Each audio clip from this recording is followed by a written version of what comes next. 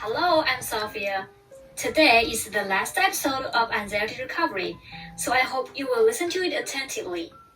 Many people who have anxiety disorders, you must have heard this saying, don't try to figure out the anxiety disorder.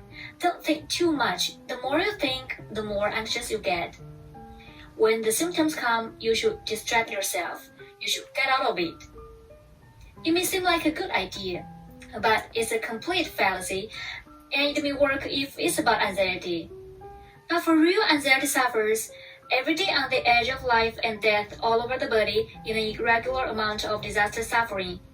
And you don't know what this pain is all about. If you don't know the principle of the disease, if you don't know that it is harmless and why it is harmless.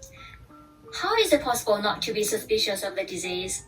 Imagine when you don't know why you have panic attacks and palpitations, why you are restless, why you feel dizzy.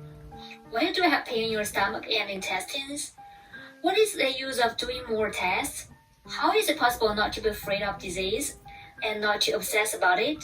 So, the real treatment is just the opposite. For example, if you sneeze, do you suspect a cold or leukemia? There is no doubt that the sneeze is not finished.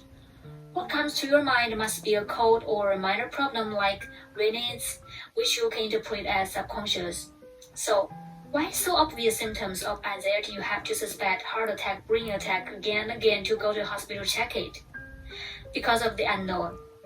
Because you don't understand the anxiety disorder. And when you understand, you naturally will not suspect the disease. So, what level of understanding can be achieved? It's enough to know more than the flu. A cold can make you sneeze. Leukemia can also. Why don't you have doubts? Because when you have a cold, you sneeze. That's what your subconscious mind tells you. And if you have anxiety, you should have anxiety symptoms. So, why are you paranoid when it comes up? Why don't you just show up with symptoms like a cold or not doubt it? Simple, because you are not sure.